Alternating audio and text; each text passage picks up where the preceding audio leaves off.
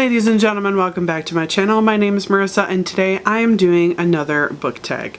So for this book tag, this was the Skyrim Book Tag and I was tagged by Paige over at Paging Through. And just a little disclaimer before I start filming here.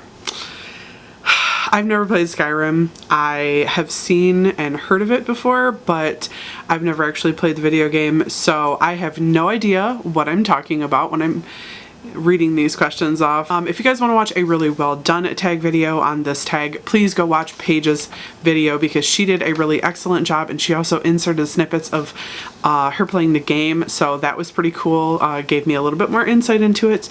But without any further ado, let's just get into it. So the first question is, the Dragonborn can absorb souls, breathe fire, soothe wild beasts, and so much more.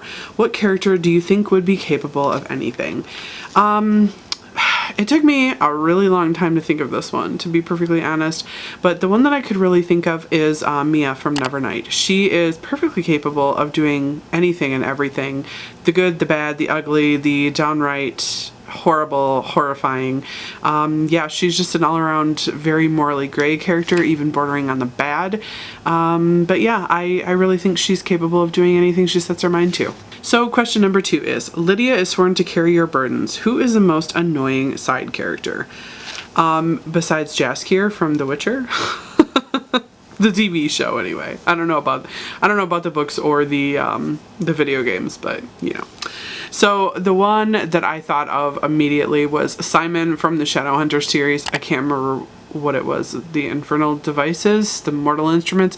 I don't remember which one it was, but anyway, Simon is a side character in there and he is super obsessed with Clary and he just drove me nuts through the whole thing. So I'm definitely gonna have to go with him for that one. So the next question is, did someone steal your sweet roll? What is a delectable food from a book you'd like to eat?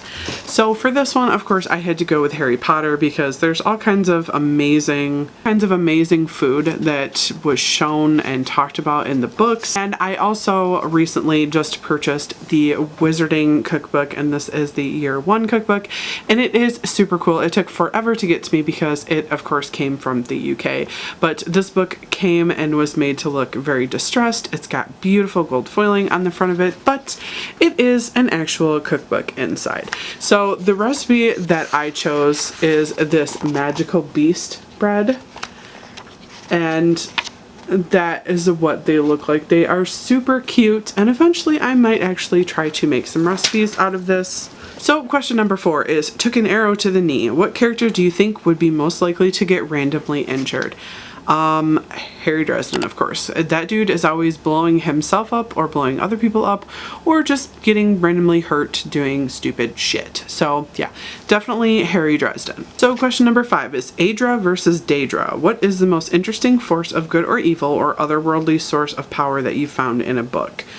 I'm gonna have to say the magic system in the Wishland series by Susan Dennard, and specifically like the Blood Witches in there, because they have this amazing like bloodhound scent. Like once they get a smell for your blood, they can basically track you anywhere. Like it's super crazy. And then they can heal themselves from basically death. Like as long as they have the capacity, you know, the health capacity to do it, they can heal themselves basically from any wound. So it's really, really interesting, and it makes for an interesting story because characters that you thought were dead might not be so dead anymore.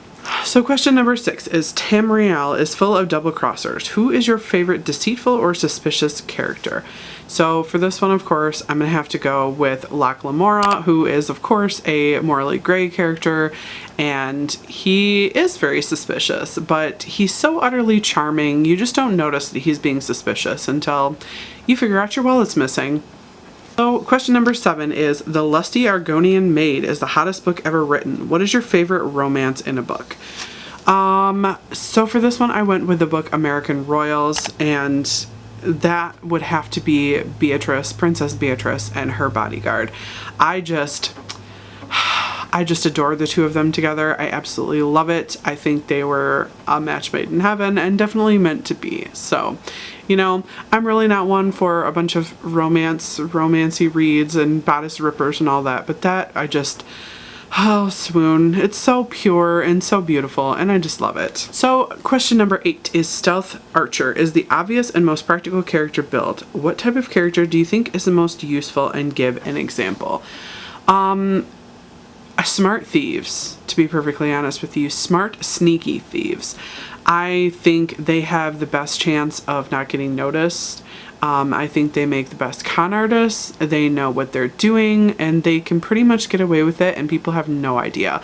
And of course, for the example for this is Locke Lamora, because he is a smart thief. He knows how to be a con artist. He knows how to run a long con on people to get what he needs. So, yeah. So question number 9. There's more to the world than just humans, elves, Khajiit, Argonians, and more. What is your favorite fantasy or sci-fi race?